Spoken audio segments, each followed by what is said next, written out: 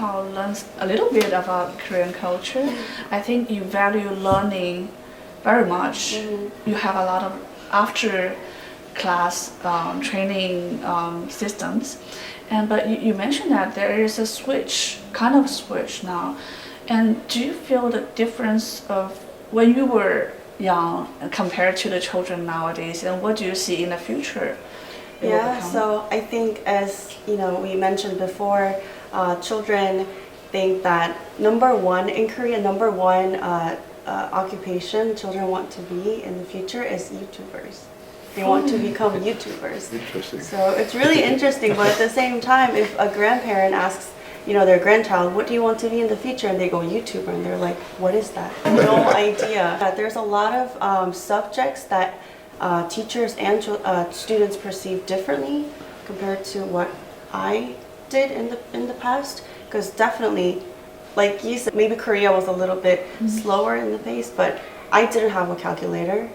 I didn't have any resources. I had to use papers and pens and pencils, but nowadays children don't have any of that. And in Korean schools, they actually have iPads instead of textbooks, and they don't take notes. They record their notes.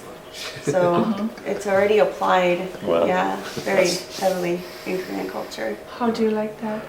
I think it's interesting, but I think it works in Korea because Korean people, we are very accepting of other cultures, and we're very interested in new things coming into our country. So I think it works in Korea. It's really interesting to see the changes rapidly.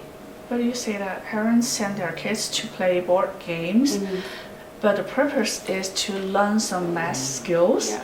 So they still think that the games is a way of gaining academic outcomes. Yeah. So we still value the academic performance very much. So what do you think are your views on children's play and learning? Do you think that the ultimate goal of play is to have good academic performance or not? I think so. I would say so. Yeah.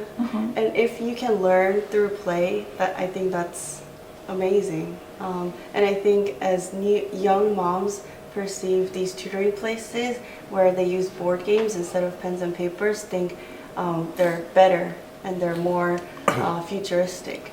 And they pay more to these tutoring places because they're moving forward a little bit faster than the other ones.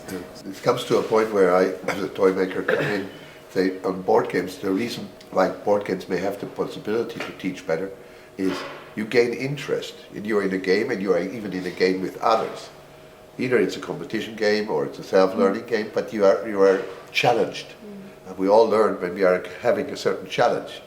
We become more active, our whole adrenaline, everything is more vibe, and you have a reason either to win or to overcome the problem. So the board game brings a challenge to you, and a challenge is a good teacher that you can learn through that. That's, I think, the major reason behind that. When you're sitting there and you do math, there is very little motivation for many kids. Maybe overcome with a board game, and it's board game challenge you that you need to think about how that measure that, and then you come to that. That could be a good driver and maybe the reason behind why you are higher motivated.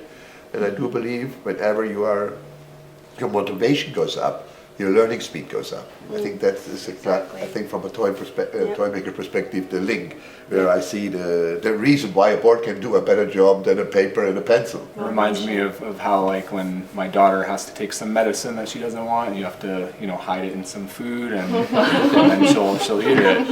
It is. You have to kind of mask it in a way that they want to do it, and if it's not something that they're interested in, you have to make it interesting somehow. So that's a strategy I think teachers use, in their classrooms too. But I think for any age, you have to kind of let them be interested or make them interested. I think I would have done really well in Korea because I'm a very competitive person, and I would have loved to go into math and sport, board games. Don't count me in on that educational.